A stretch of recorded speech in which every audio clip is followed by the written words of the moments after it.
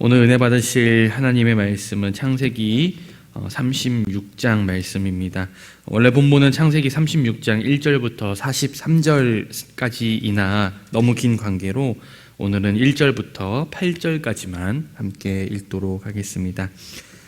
원래 본문은 43절까지나 오늘은 8절까지 함께 합독하시겠습니다. 36장 1절에서 8절 말씀, 제가 가진 성경으로는 구약성경 54면 전후에 있는 말씀입니다. 창세기 36장 1절에서 8절까지의 말씀, 우리 다 찾으신 줄로 믿고 다 같이 한 목소리로 합독하시겠습니다. 에서 곧 에돔의 족보는 이러하니라. 에서가 가나안 여인 중 헷 족속 엘론의 딸 아다와 히위 족속 시므온의 딸인 아나의 딸 오홀리라바바를 자기의 아내로 맞이하고, 또 이스마엘의 딸 느바요스의 누이 바스맛을 맞이하였더니, 아다는 엘리바스를 에서에게 낳았고 바스맛은 르우레를 낳았고, 오홀리라바바는 여우스와 얄람과 고라를 낳았으니 이들은 에서의 아들들이요 가나안 땅에서 그에게 태어난 자들이더라. 에서가 자기 아내들과 자기 자녀들과 자기 집의 모든 사람과 자기의 가축과 자기의 모든 짐승과 자기가 가나안 땅에서 모은 모든 재물을 이끌고 그의 동생 야곱을 떠나 다른 곳으로 갔으니 두 사람의 소유가 풍부하여 함께 거주할 수 없음이로라. 그들이 거주하는 땅이 그들의 가축으로 말미암아 그들을 용납할 수 없었더라. 이에 에서 곧 에돔이 세일산에 거주하니라. 아멘. 오늘 우리가 함께 읽은 본문 말씀을 중심으로 진정한 복이라는 제목으로 함께 은혜를 나눠보려고 합니다. 성경을 보면 복에 대해서 많이 다루고 있음을 보게 됩니다. 그리고 그 복의 대부분은 바로 하나님으로부터 비롯된 복이죠. 아니, 대부분이 아니라 사실은 전부가 하나님으로부터 비롯된 복입니다. 그렇게 신앙생활을 하는 대부분의 성도들이 복을 받기 원합니다.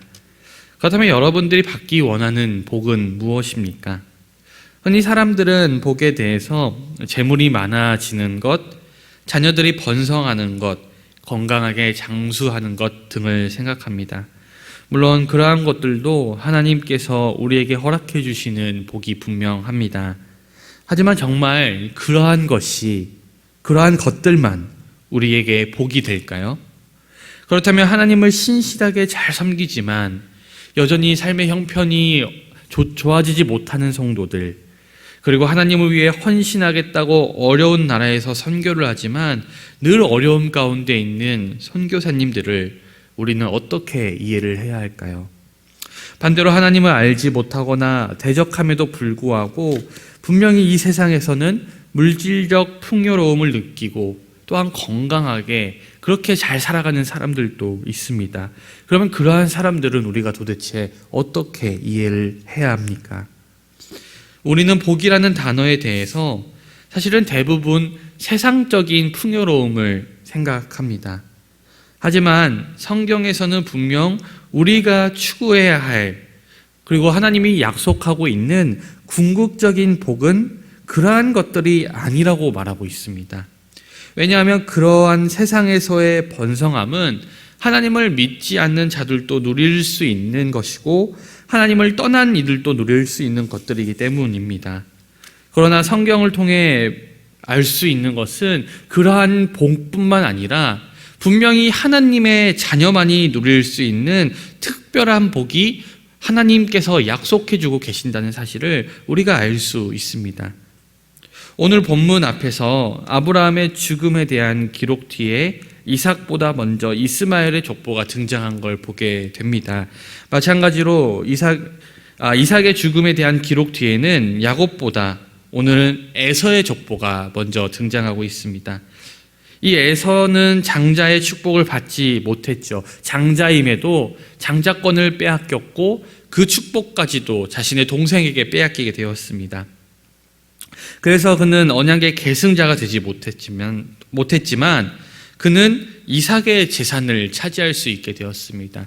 이삭이 에서와 그 헤어진 이후에 다시 만날 때 그와 화해하기 위하여서 많은 재물을 그에게 주었기 때문이죠. 그래서 에서는 이삭의 재산을 독차지하였고 오늘 본문 말씀을 보니 여러 아내를 통해서 많은 자녀를 낳아서 그 후손이 힘이 번성한 것처럼 보여집니다. 그러나 장자권의 축복을 받았고 언약의 계승자였던 이 야곱은요, 오히려 피난 생활을 해야 했습니다. 우리의 기준처럼 세상적인 관점으로 본다면 에서가 복을 받은 사람이고 야곱은 복을 받지 못한 사람입니다. 그럼 정말 그러할까요? 오늘 말씀을 통해 한번 자세히 살펴보기 원합니다. 오늘 본문 1절에서 8절까지에서는 에서의 아내들의 이름이 먼저 등장하고 있습니다. 그런데 오늘 본문이 이상한 점이 있습니다. 오늘 본문 이전에도 에서의 아내들의 이름이 등장하는데 오늘 본문에 나온 이름과 이 이전에 나온 본문의 이름들이 다르다는 점이죠. 다른 아내들이 등장한다는 사실입니다. 그렇다면 왜 이 두 본문은 아내들의 이름이 서로 다른 것일까요? 사실 이렇게 아내들의 이름이 다른 것에 대해서는 기록상 오류인 것인지 아니면 또 다른 인물을 기록한 것인지 학자들 사이에서도 의견이 분분합니다. 어쩌면 해결되지 못한 창세기의 난제로 남겨놓아야 할 그러한 문제일지도 모릅니다. 그러나 이 불확실한 사실 중에서도 오늘 본문을 통해 우리가 알 수 있는 분명한 사실이 하나 있습니다. 바로 이것을 통하여서 에서의 가정사가 매우 복잡했다는 사실을 알 수가 있습니다. 에서의 가정사는 매우 복잡했습니다. 하지만 에서는 이들을 통해서 아들들을 얻었고 재산이 아주 풍부하였기 때문에 세일산으로 이동한 것으로 보여집니다. 그러니 그가 사는 동안은 아마 어떠한 어려움도 없이 풍족하게 잘 살았을 거예요. 그러나 그가 복을 받은 이유, 그가 이렇게 번성한 이유가 에서가 하나님을 잘 섬겼기 때문이 아니었습니다. 그는 분명 언약 밖의 사람이었죠. 그럼에도 불구하고 그가 복을 받은 이유는 오직 그가 아브라함의 자손이었기 때문이었습니다. 그러나 마치 롯이 아브라함을 떠나서 동쪽에 있는 소돔으로 이동했던 것 같이 에서가 야곱을 떠나 동쪽의 세일산으로 이동한 것은 결국에는 이 에서와 그 후손들이 가나안 땅을 떠나고 있다는 사실을 우리에게 보여줍니다. 가나안 땅을 떠나고 있으므로 이들이 결코 언약의 백성이 될 수 없다는 사실을 우리에게 보여주고 있는 것이죠. 하나님을 의지하지 않고 자기 능력을 의지하며 살아가는 사람들은 어쩌면 세상에서는 번성할 수 있을지 모릅니다. 그러나 결국 그들은 하나님의 은혜의 자리를 스스로 떠나가게 되는 사람들이기 때문에 결국에는 쇠락할 수밖에 없습니다. 반면 아브라함과 야곱은 언약의 상속자들이 되어서 이 약속의 땅에 계속해서 거주하였습니다. 오늘 말씀을 보면 선택받은 백성과 선택을 받지 못한 자들이 자연스럽게 분리되는 모습을 보게 됩니다. 선택을 받지 못한 자들은 스스로 약속의 땅을 떠나가는 것을 보게 됩니다. 오늘 이 시대도 마찬가지죠. 선택받은 하나님의 자녀들은 하나님 나라를 끝까지 소유하는 사람들입니다. 하지만 선택받지 못한, 끝까지 복음을 핍박하고 끝까지 복음을 대적하는 자들은 스스로 복음이 들려옴에도 불구하고 자기 발로 하나님의 나라를 떠나가는 사람들입니다. 그러니 그들은 세상에서 번성한 듯 보여도 그 결국에는 쇠락과 멸망밖에 기다리고 있지 않는 것이죠. 오늘 본문에서도 겉으로 볼 땐 에서가 번성한 듯 보였지만 결국 에서의 후손들은 언약의 후손이 되지 못하였습니다. 이후 말씀은 에돔 족속에 대해서 기록하고 있습니다. 에서로부터 비롯된 에돔 족속은 매우 번성하였습니다. 그러나 창세기 저자는 이 에돔이라는 나라를 이해하기 위해서는 에서의 후손에 대한 기록만으로는 부족하다는 사실을 알고 있었습니다. 왜냐하면 이 에돔이라는 나라는 에서의 후손뿐만 아니라 다른 족속들이 혼합되어서 형성된 나라였기 때문입니다. 그래서 저자는 다시금 에서의 족보를 언급한 이후에 에돔 족장들을 언급합니다. 그런데 에서의 자손들뿐만 아니라 원래 그 땅에 살고 있었던 호리 족속들 중에서도 에돔의 족장들이 있었습니다. 에서가 가나안 여인을 아내로 맞아들이기를 거리끼지 않았기 때문에 그 후손들 역시 호리 족속과 혼합되는 것을 거리끼지 않았습니다. 이 때문에 에돔은 에서의 후손들이 세운 나라라고 온전히 보기는 어렵게 되었습니다. 구약에서 하나님께서는 이스라엘 백성들, 즉 선택받은 백성들이 다른 이방 족속들과 혼합되는 것을 철저하게 금하고 계십니다. 왜냐하면 이방 족속과 혼합됐을 때 항상 그들은 우상을 가져왔기 때문이죠. 그러나 하나님의 말씀대로 하지 아니하고 다른 민족과 혼합된 자들은 언제나 존재하였고 그들의 결과는 늘 우상 숭배로 끝이 나게 되었습니다. 그들에게 하나님을 전하는 것이 아니라 오히려 언약의 백성들이 그들이 가져온 우상 숭배에 물들어서 하나님의 백성이라 말하는 자들조차도 우상 숭배하는 결과로 항상 끝이 나는 걸 보게 됩니다. 그러니 언약 백성들은 세속적 가치관을 가진 사람들과 혼합되기 시작하면 겉으로는 번성해 보이나 결국에는 그 정체성을 잃기 때문에 하나님의 은혜로부터 멀어질 수밖에 없다는 사실을 우리가 오늘 본문을 통해서 다시 한번 깨닫게 되는 것이죠. 또 에돔은 혼란과 갈등이 있는 나라였습니다. 당시에는 왕과 족장이 있었던 시대였는데 이 둘의 성격이 완전히 다릅니다. 왕은 국가를 운영하는 사람이었고 족장은 자신의 혈족을 기반으로 하는 사람들이었습니다. 그런데 오늘 에돔 족속 안에는요, 여러 왕들이 있었습니다. 이는 한 나라의 여러 세력들이 나눠져 있었음을 의미합니다. 그 사이에서는 에서의 후예들인 족장인 부족들도 있었습니다. 왕이 있었는데 족장도 있었습니다. 게다가 그 왕도 여러 명이 있었고 족장도 여러 명이 있었습니다.